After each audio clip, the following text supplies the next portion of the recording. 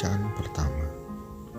Bacaan dari Kisah Para Rasul bab 22, bab 30, bab 23 ayat 6 sampai 11.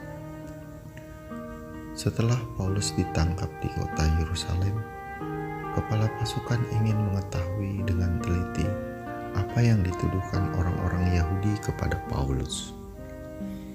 Karena itu ia menyuruh mengambil Paulus dari penjara dan memerintahkan supaya imam-imam kepala dan seluruh mahkamah agama berkumpul. Lalu ia membawa Paulus dari markas dan menghadapkannya kepada mereka.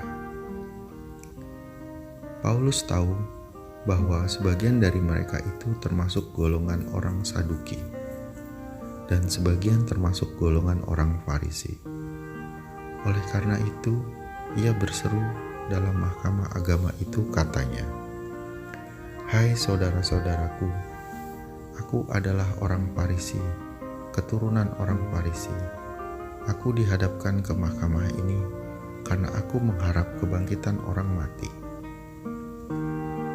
Ketika Paulus berkata demikian, timbullah perpecahan antara orang-orang Farisi dan orang-orang Saduki. Dan terbagi-bagilah orang banyak itu. Sebab orang-orang Saduki mengatakan bahwa tidak ada kebangkitan dan tidak ada malaikat atau roh. Tetapi orang-orang Farisi mengakui kedua-duanya. Maka terjadilah keributan besar. Beberapa ahli Taurat dari golongan Farisi tampil ke depan dan membantah dengan keras, katanya, "Kami sama sekali tidak menemukan sesuatu yang salah pada orang ini. Barangkali ada roh atau malaikat yang telah berbicara kepadanya." Maka terjadilah perpecahan besar, sehingga kepala pasukan takut kalau mereka akan mengoyak-ngoyak Paulus. Karena itu, ia memerintahkan pasukan supaya turun ke bawah dan mengambil Paulus dari tengah-tengah mereka, lalu membawanya ke markas.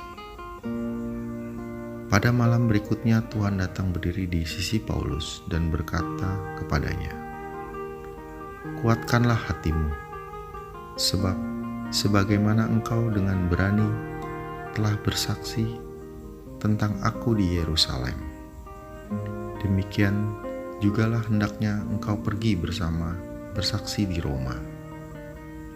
Demikianlah sabda Tuhan.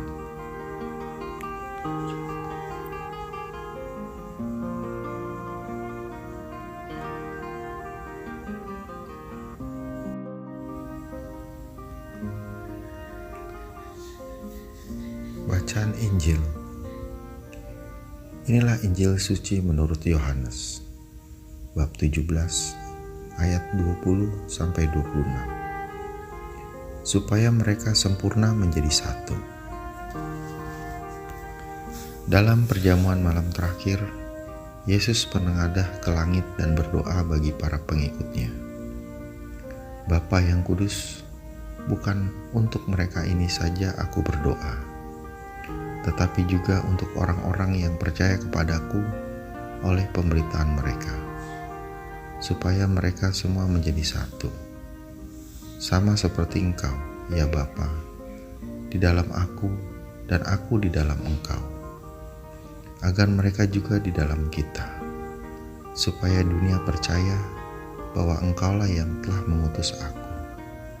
Aku telah memberikan kepada mereka kemuliaan yang Engkau berikan kepadaku, supaya mereka menjadi satu, sama seperti kita adalah satu. Aku di dalam mereka dan Engkau di dalam aku, supaya mereka sempurna menjadi satu, agar dunia tahu bahwa Engkau yang telah mengutus aku, dan bahwa Engkau mengasihi mereka sama seperti Engkau mengasihi aku. Ya Bapa, aku mau supaya dimanapun aku berada, mereka juga berada bersama-sama dengan aku, yakni mereka yang telah Engkau berikan kepadaku, agar mereka memandang kemuliaan-Ku yang telah Engkau berikan kepadaku. Sebab Engkau telah mengasihi aku sebelum dunia dijadikan. Ya Bapa yang adil, memang dunia tidak mengenal Engkau, tetapi aku mengenal Engkau. Dan mereka ini tahu bahwa Engkaulah yang telah mengutus aku, dan aku telah memberitahukan namamu kepada mereka. Dan aku akan memberitahukannya, supaya kasih yang Engkau berikan kepadaku ada di dalam mereka, dan aku di dalam mereka. Demikianlah sabda Tuhan.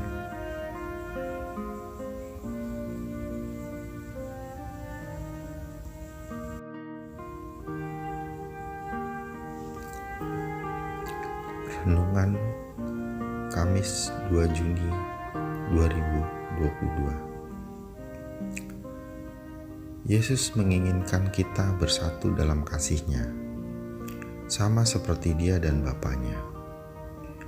Persatuan inilah yang dicita-citakan Allah ketika menciptakan manusia, seperti dikatakannya. Baiklah kita menjadikan manusia menurut gambar dan rupa kita. Kitab Kejadian bab 1 ayat 26. Sehingga kita menjadi jatuh dalam dosa. Allah dengan segala cara berusaha untuk mengembalikan harkat manusia dengan imamat Rajawi Kristus yang mengorbankan dirinya sendiri, mengalirkan darahnya dan menderita di kayu salib. Dalam warta Injil hari ini, Yesus sungguh-sungguh menginginkan persatuan kasih dengan Bapa dan kasih Bapa di dalam diri para murid. Doa Yesus menjamin bahwa dalam keadaan apa saja, sukses atau gagal, orang tetap beriman dan mempunyai kekuatan. Doa Yesus memampukan kita untuk bangkit dan tetap tabah dikala jatuh, kesepian, ditolak, atau dianiaya. Pada saat sukses, bahagia, doa Yesus membuat kita tidak lupa daratan, tidak lupa akan orang-orang di sekitar yang sedang menderita. Yang jelas, doa Yesus membuat kita untuk tetap waspada dan rendah hati. Allah sangat mencintai kita tanpa syarat dan menghendaki kita bahagia dalam persatuan dengannya.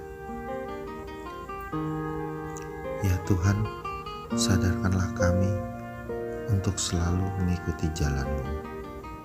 Kuatkanlah kami untuk selalu hidup baik. Amin.